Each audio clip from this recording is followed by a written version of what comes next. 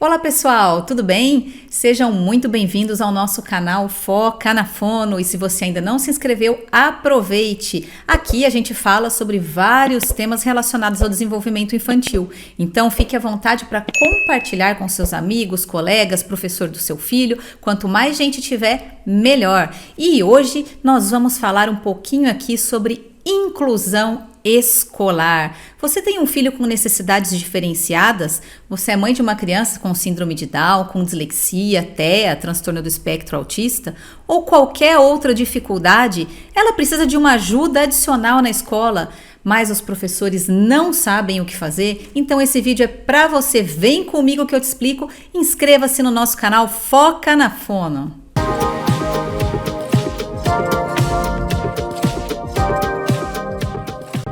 Então vamos lá, galera, eu gosto muito de conversar sobre esse tema. Aliás, eu gosto de conversar sobre vários, né? Mas a inclusão escolar é uma coisa que me fascina e muitas vezes me revolta também, né? A gente tem aí políticas públicas muito claras há décadas sobre o que deve fazer com as crianças que precisam de adaptações curriculares, de plano de ensino individualizado no contexto escolar. Mas parece que ninguém entende, né? E essa situação se arrasta. Em 2008, com as políticas públicas da educação especial, a gente teve uma definição de quais crianças são, né? Seriam o público-alvo da educação especial. Mas o que deveria facilitar a compreensão dos gestores escolares acabou tumultuando mais ainda. Pessoal, quando se definiu que o público-alvo da educação especial são crianças com deficiência, qualquer que seja ela, altas habilidades, que é a superdotação, ou transtornos globais do desenvolvimento, que é o TEA, causou-se, na verdade, uma restrição, porque as pessoas passaram a achar que os demais alunos que se enquadravam em outros diagnósticos não precisavam de nenhum ajuste escolar. Por quê? Eles justificavam, não fazem parte da educação especial, não fazem parte do público-alvo. E na verdade, gente, a educação especial, ela é muito ampla. O que se definiu foi um público-alvo dentro dela que tem direito ao AEE, que são essas 3 categorias que eu elenquei para vocês anteriormente. O que é o AEE, gente? É o atendimento educacional especializado. Então, a partir desse ano, 2008, né, o MEC, ele auxiliou, ele ofereceu aos municípios que quiseram se cadastrar, enviar seus dados com a quantidade de crianças nessas condições, ele ofereceu um auxílio onde ele enviava materiais para que se montassem essas salas multifuncionais, que é o nome que é dado às salas do atendimento educacional especializado, para que fosse garantido o atendimento a essas crianças com esses diagnósticos. E, para que isso acontecesse, a escola, o município, receberia uma matrícula dessa criança em dobro como auxílio do MEC, né? Todas as crianças que estudam no ensino público, nas escolas municipais, elas recebem uma verba do governo, o município recebe, que é repassada com todas as assessorias que necessita para essa criança, né? Quando ela tem uma matrícula numa sala regular, como todos têm, e mais uma matrícula numa sala multifuncional, a escola recebe o dobro por essa criança para acolhê-la e atendê-la corretamente, legalmente em todas as suas necessidades. Entenderam? E aí, pessoal, a sua cidade mandou os dados para o MEC? A sua cidade tem salas de atendimento, atendimento multifuncional? Né? Eu quero que vocês, a sala de atendimento educacional especializado, salas multifuncionais, eu quero que vocês deixem aqui nos comentários, me conte se a sua cidade tem e se ela funciona aí, né? E o que acontece? Foi feito, né? Muitos concursos foram elaborados, foram colocados em vigor para concursar professores, contratar professores por meio de concurso público para a prefeitura, com pré-requisitos necessários para atender esse público. Então, por exemplo, Muitas. Cada prefeitura cobrava uma coisa diferente. Como pré-requisito, algumas exigiam a psicopedagogia, outras exigiam um curso de pós-graduação em educação especial, e não se houve uma definição exata, né, como característica para todos esses professores que assumiram essas salas multifuncionais.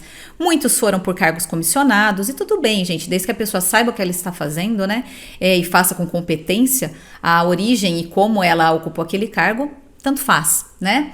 Essas crianças, então, elas têm direito a um atendimento individualizado ou em dupla, porém o mais importante é que ele garanta a sua necessidade. Então nós temos que entender que uma sala multifuncional, ela não deve funcionar como um reforço escolar.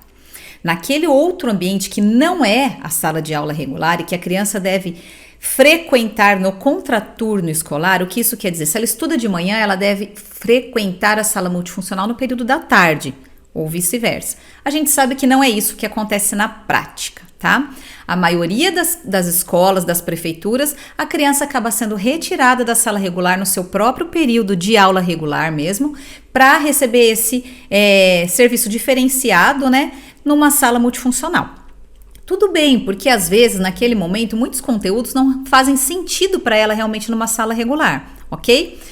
Mas tudo tem que ser feito com critério, né, gente? Não vai tirar a criança de um momento onde ela pode socializar com os amigos para que ela vá para uma sala multifuncional que deveria estar atendendo-a em outro período, né? E ok, essas crianças, uma vez retiradas da sala de aula, elas vão receber um estímulo, elas vão ser ensinadas de uma forma diferente por esse professor de educação especial. Ok? O que isso quer dizer, gente? É, na verdade, um tratamento individualizado que vai considerar as suas habilidades e as suas dificuldades. Então, se eu tenho uma criança com síndrome de Down, a síndrome de Down necessariamente traz consigo uma deficiência intelectual. Vamos supor que essa criança tem uma deficiência intelectual de grau moderado, ela precisa de um apoio para se alfabetizar. Ela não vai conseguir se alfabetizar numa sala regular com a professora utilizando metodologias que utiliza para crianças sem dificuldade, ok? Essa professora, ela deve ser capacitada para alfabetizar essa criança, considerando que ela precisa de estratégias diferentes das dadas em sala de aula, ok? Então, ela precisa produzir materiais diferenciados. Eu vou dar um exemplo para vocês, né? Numa alfabetização de uma criança com deficiência intelectual ou um TEA, a gente precisa fazer essa associação de palavras escritas inteiras com figuras. Por exemplo, porque é muito difícil ensinar a criança letrinha por letrinha, sílaba por sílaba. Então eu posso começar de uma forma diferente, estimulando o visual dela para que ela faça associação da escrita da palavra inteira com miniaturas, por exemplo, eu mostro um pente com a palavra pente escrita nele. Então ela vai fazendo uma associação da palavra inteira com o que ela significa. Significante, significado.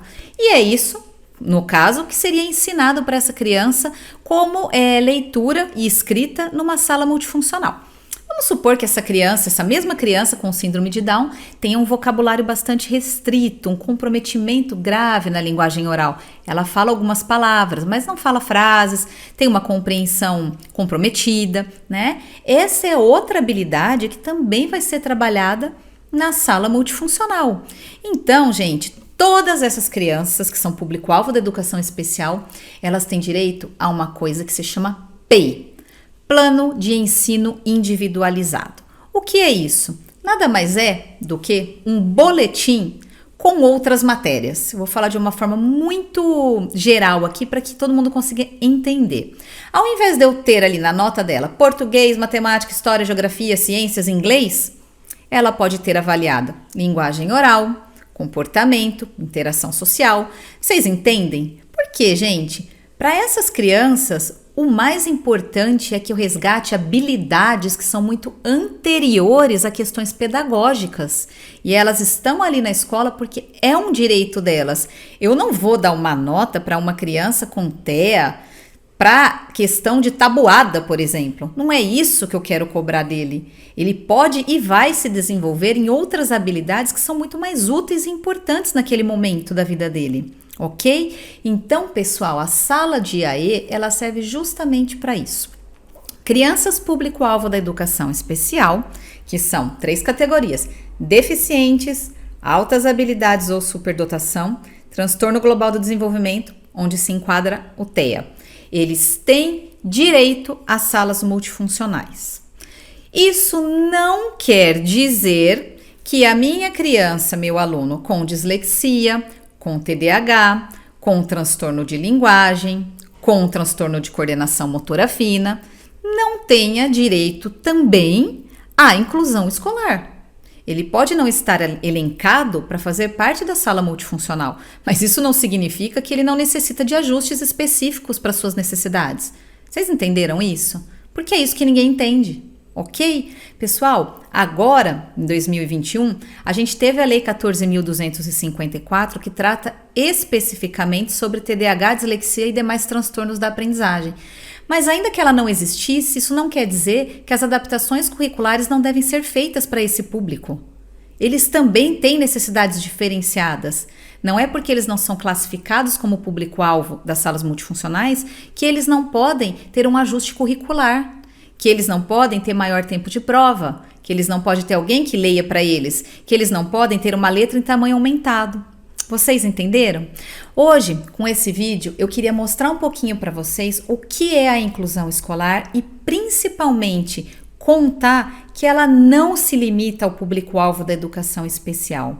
Além do que, dizer que o público-alvo da educação especial precisa de um plano de ensino individualizado. As suas necessidades são diferentes de um aluno de sala regular. E isso, gente, é um direito deles. Ok? Se você gostou desse vídeo, se inscreva no canal, compartilhe com seus amigos, deixe seus comentários e suas dúvidas. Eu sou a doutora Marília Seno, fonoaudióloga, psicopedagoga, doutora em educação e trago para vocês aqui um conteúdo específico sobre o desenvolvimento infantil. Te vejo nos próximos vídeos. Até lá!